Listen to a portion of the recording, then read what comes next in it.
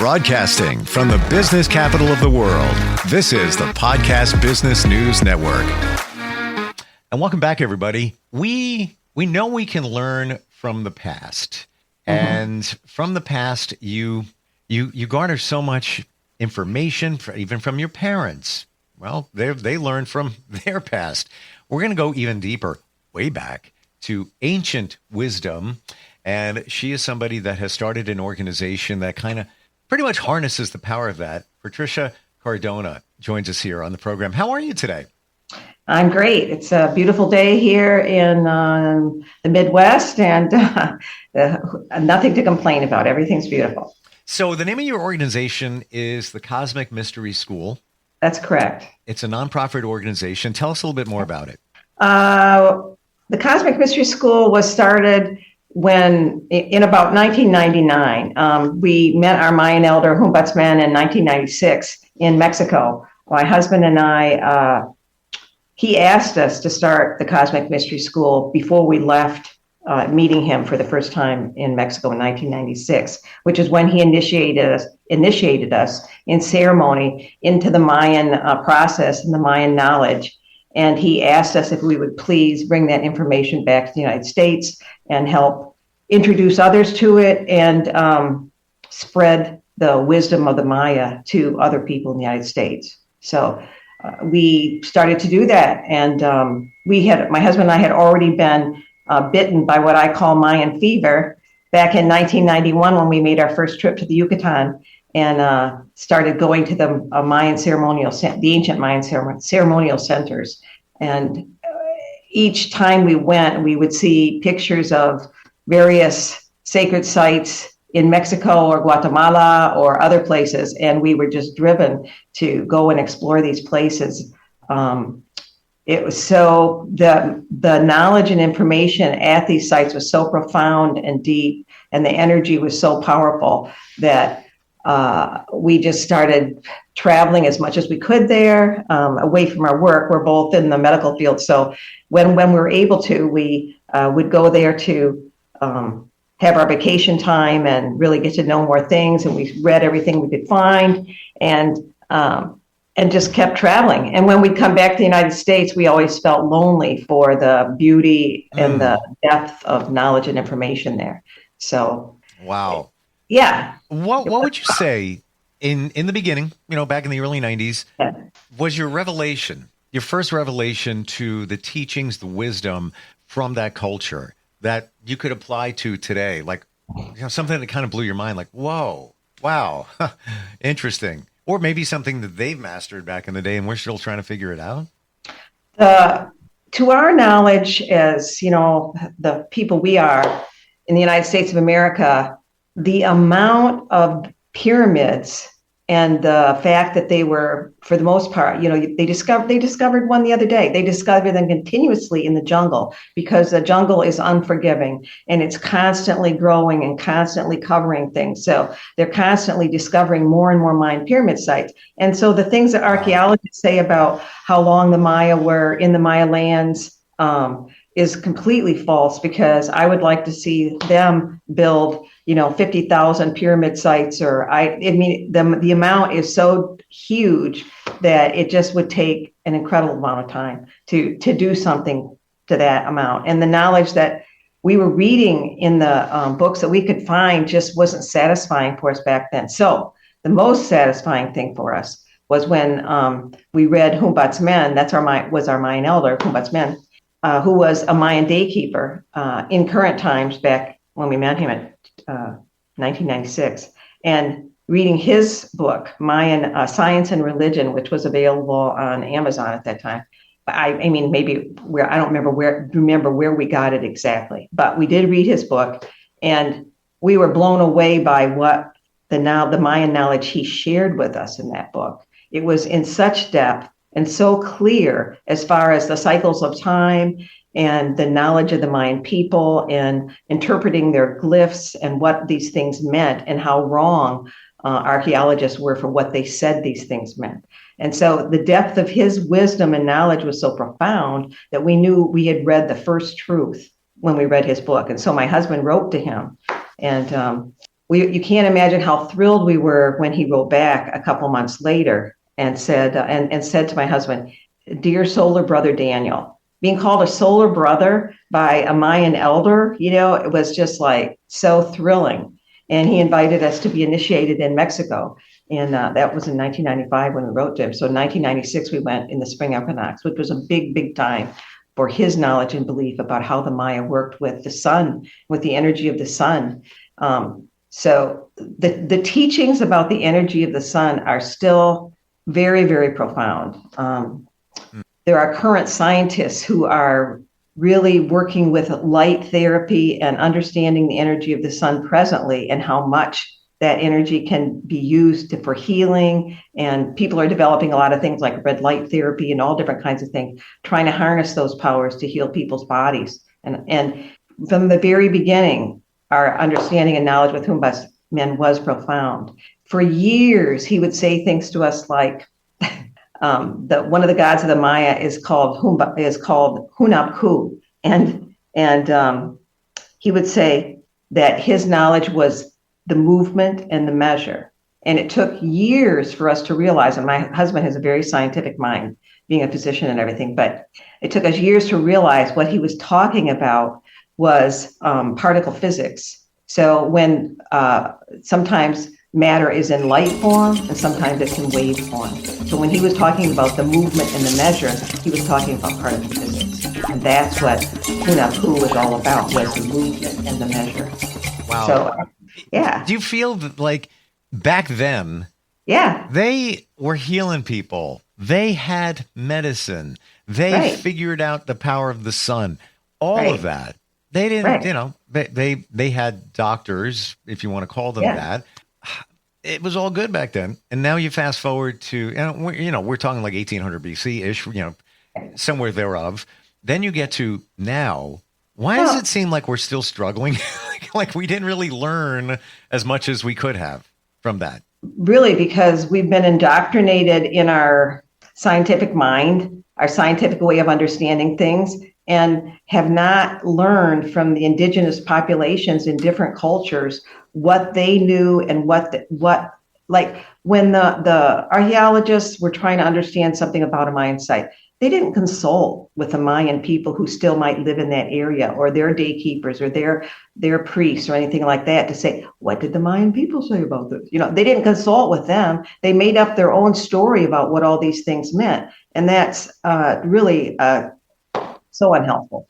And the people were taken over because of the conquistadors and all those people that went in and devastated their populations and enslaved the people. And so them continuing to study and learn their Mayan science and religion was something that didn't happen for a lot of people. Our teacher was recognized at the age of 6 as that he was going to be one of the medicine people for his people. And so they didn't send him to Western schools to be indoctrinated into those teachings. They kept him working with nature, working with Mayan science and religion, which they didn't separate those things. They weren't separate. Mayan science and religion were both part of the greater whole. And so his knowledge was very clean and very, very deep. And so we were just so thrilled to be educated in that way. And eventually my husband and I both became became a fire priestess and a fire priest in that knowledge and wisdom that we were taught then by the elders, male and female, to be able to carry that tradition here, to help other people to heal, to learn how to do ceremony, to raise people's consciousness. All those things were beautiful and profound. And our own consciousness, my husband and myself, were completely rocked and raised by being in these sacred sites that were so full of this incredible energy and doing ceremony there. I mean, it may sound funny to people who don't understand this, but the profound nature of connecting with that ancient wisdom and that ancient energy that's in those sites, especially if you're there doing ceremony, you're connecting with a lineage that goes very, very, very old. And so then you're downloading and bringing in amazing information and knowledge, and it changes you absolutely. As I said at the very beginning, before we ever met our elder and did ceremony with him, we were really lonely when we come back to the United States. It felt so white bread. All the beautiful energy and the richness of what we were experiencing when we were in the Mayan lands, we didn't have that here, and I would feel very lonely and want to go back all the time. But once we met Humbats and did ceremony with him, it reconnected me with that lineage, and I never felt lonely for the lands again. I was always still was still connected, and I still loved to go, but I didn't feel that loneliness. That speaks volumes. Yeah, it does. How special the culture was and is, and how it supports its people. And the older I get, the more I want to go back to a quote simpler way of life. And for me, everybody has a sweet spot. My affinity is like the 1800s, where there was just some photography starting, so you could see real pictures, not depictions of. And I look back then, it was like a little bit of technology going on there. It's like, it seems like it was, just simpler, easier. Yeah, technology is great that we have it today. Yeah, I know. But it also complicated things at the same time. Right. And at the height of his teaching times, Humbatsman had thousands of people in ceremony over the years. In fact, in it would have been 2011. In 2011, we helped him organize, he called it the pilgrimage across the United States. And we went from New York all the way to LA in cars, like a caravan of cars with about 20 people, something like that. And we were working with the crystal skulls. He had a vision when he was a very young boy, and his teacher, Don Beto, told him, and he saw in his vision that he was going to be working with crystal skulls. And so we went all the way doing ceremony in different places, from New York to our ceremony where we live. We're closest to Serpent Mound. So our ceremony was at Serpent Mound. We had 2,000 people there that, came and encircled the mound and did ceremony with Humbatsman. People couldn't wait to be involved in that, beautiful frequency of energy, and miraculous things would happen in ceremonies. Like when we hit this, there's this one place, a Serpent Mound. When you get to it, you really enter the sacred. So we surrounded the whole mound, which is quite big, with 2,000 people. And we were doing the ceremony, and I was burning the copal, which is part of the job of the fire priestess. And when we hit that spot, all of a sudden, big raindrops started to fall. I mean, huge raindrops, and they looked like little prisms, like rainbows were as they fell from the sky briefly. And then a beautiful rainbow came across the whole sky. Wow. So the whole of nature was celebrating that all these people were there, celebrating this nature, celebrating this ancient wisdom, bringing back what was supposed to be happening there at Serpent Mound, which was connection with the sacred, connection with this profound energy that was there. So, I mean, over all those years, I got to experience many amazing things and participate in many and learn many amazing things, so that connecting with nature in that manner could cause these miraculous things to happen. And they happen for me today. They happen for me all the time. I walked out to greet the sun this morning, which is really part of the tradition, is greeting the sun. And speaking with the sun and bringing that solar energy into myself and asking it to completely, download my whole body with it to transform me into my pure self and heal me, and etc. And when I said my prayers with the sun, which was behind a little cloud, it started to peek out. And within 5 minutes, it had found its way out, and I got to enjoy the full presence of the sun. It's just glorious, to have that experience. So I'm very grateful for having learned the different, and the different chants and things that we do to make those connections. But you have to put in the time and the work and do ceremony and connect and all those. And I even have, I have this. This is Humbatsman's crystal skull. In the last 10 years or so of his life, my husband and I were the ones who helped him the most to continue the teachings and bring them through. And so when he left the planet, I received Nagaku, which is what he named this skull. It's actually a Tibetan crystal skull given to him. It was from the mountains in Tibet, it with there were 13 skulls altogether brought over by a man named Frank Liu, who's now passed over. But he gave Humbatsman this one. And so on his passing, I received it. He has the tint from the cave still on him. I don't know how many, hundreds or who knows how many years he and the other skulls were in the cave, but there's a whole story behind that. So it's very interesting. When is that, Patricia, when does that date back to? What do you think? What date back to? It's really, it's like, how do you date stone? How do you date crystal? How do you, it's millions of years old, probably. I mean, if you date the actual crystal itself. What about the carving, when it was carved? Any kind of guesstimate when? No one has made any guesstimate that I know of. And there are, I know some other people who have the other 12 of the skulls, and they're all have individual faces. I have pictures of all 12 of them. I had them all in my living room at one time in 1999, when they first got brought over, and it was so fun to unwrapping them when they were in canvas, brought over from China. Well, Frank Liu lived in Singapore, I think. Or Hong Kong, some really international kind of place as where he came from. So, anyways. But I don't know how he got him through customs. It's like me, I don't take Nagaku anywhere because he's so valuable, honestly. I mean, if I can't drive, because by the time Humbatsman left, he was having a hard time getting him through on the planes and things like that, because the airlines or somebody, the security would give him a really hard time. And I have other crystal skulls that I would take places, and I'd end up having to put him in a backpack and put him through the luggage and everything. And then, it's something really valuable. You don't want to do that. Oh my gosh. Yeah. And this guy is so old and so beautiful. And if you see he's got a third eye here. I can't do this. I see it. Yeah. He's got that. And when we did ceremony with him the first time at Serpent Mound in 2009, two of the other crystal skulls from the 13 were there, from a lady from Africa, Jessica, and she had two of them. And hers were sitting there, and his Humbats was sitting in there. I said to Humbats, Humbats, your skull looks so much more bright. And look at his third eye and everything. And he said, I've been working with him.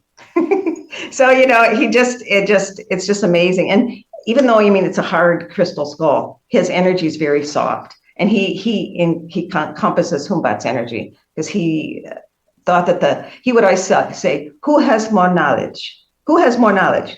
Here or here? Here. Because they can download so much information, just like people who make computer chips and all the different things out of crystal. They can just download incredible amounts of information. So I got to tell you, the detail on that is amazing. It really is. Yeah, it is. He's not like I've been with Mitchell Hedges' crystal skull, which is supposed to have been found in Labna, I think was where it was. Anyways. And it's very beautiful. That is a beautiful skull, because it's very clear. It wasn't never set in a cave for whatever, I don't know, but it's very beautifully clear, and its energy is very soft. So I've been with that. And this skull gets really happy. I did a little conference a weekend or so ago with some people who wanted to have their crystal skulls more connected with the cosmos and with their star elders. And it went very well. It was really fun. And this skull, it's hard to believe, it really brightens up. When I take it into something like that, it's like it brightens up the energy of it. It's really, you can see it, its eyes and everything just sort of brighten up. And I don't know if it's because Humbatsman is still connected to it or what, but it's just amazing. Is. I don't know what it is. I can't put my finger on it, but there is a feeling of positivity coming from that piece of crystal. I want to ask you before we run out of time. Yeah. This organization you started is a not-for-profit. Yeah. And tell me about your goals. Is it just to spread awareness? Are you looking for funding as well? It's we take people on sacred journeys, to Mexico, the Maya lands, and to other places, to Egypt, to England, any place where there's really ancient cultures, that those sites are going to hold an incredible amount of wisdom and knowledge. And I want people to know about that. I want them to come with us. I want them to raise their consciousness. I want them to bring that energy into the world. My husband and I have studied all kinds of healing traditions, and we do healings on people all the time. And I want that knowledge of how we can heal ourselves, how we can heal others. I mean, I can send that information. I can send healing energy to you right now. I use sacred copal in my healing, but that energy has ingrained in me so much because of so many years of doing this. I can do it without, like, I can light the copal, which is a sacred incense from the Mayans. It comes from a sacred tree. You have to put on the charcoal to let the smoke come out.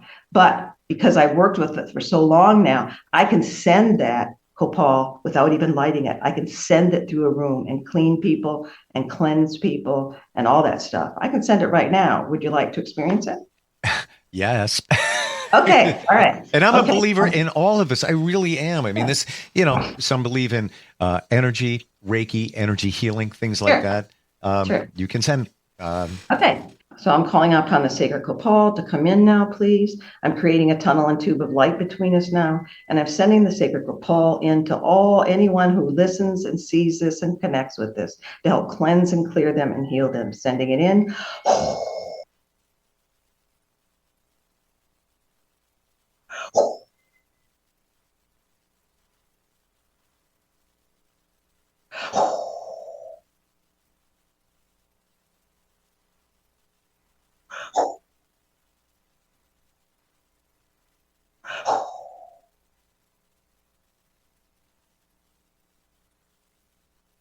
You can feel it. I can tell you can feel it. I can feel you feeling it. So that's good. That's very good. I'm calling on the elders. I'm calling on the star elders and beings to send down their beautiful vibration and frequency now. Their beautiful vibration and frequency. Bringing it in now, please.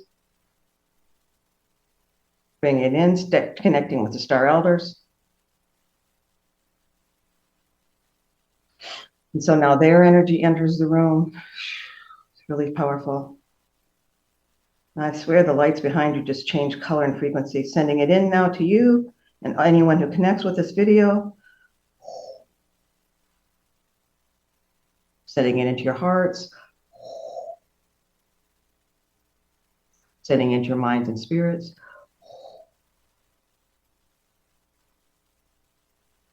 Complete love and light.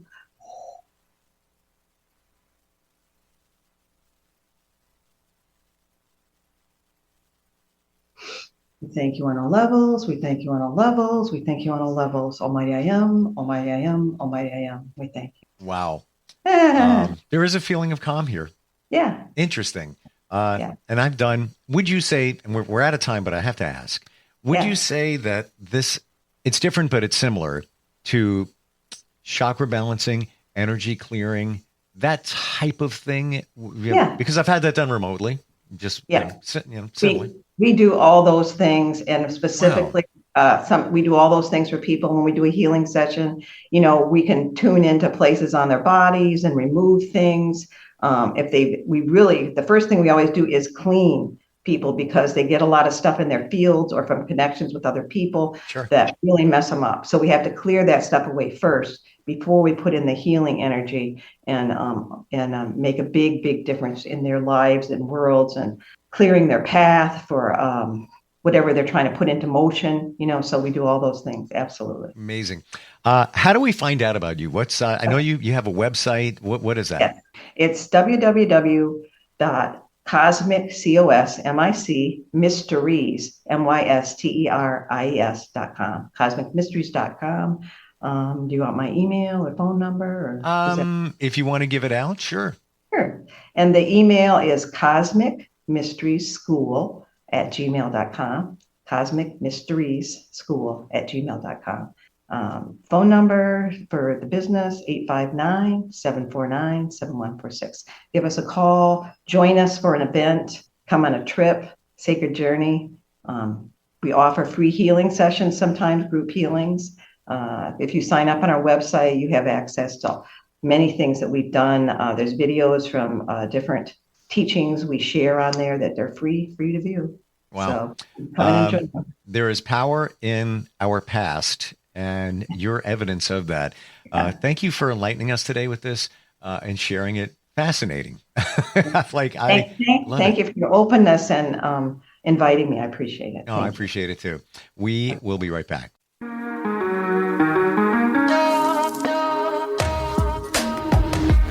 Broadcasting from the business capital of the world, this is the Podcast Business News Network.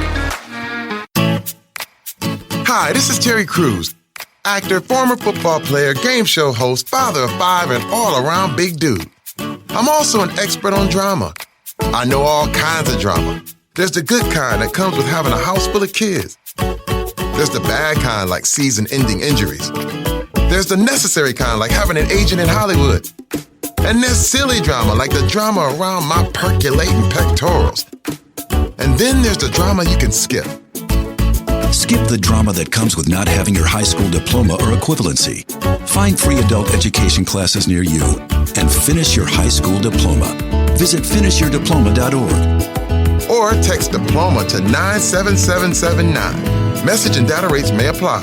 Reply STOP to opt out. That's diploma to 97779. And leave the drama to actors like me. Brought to you by the Dollar General Literacy Foundation and the Ad Council.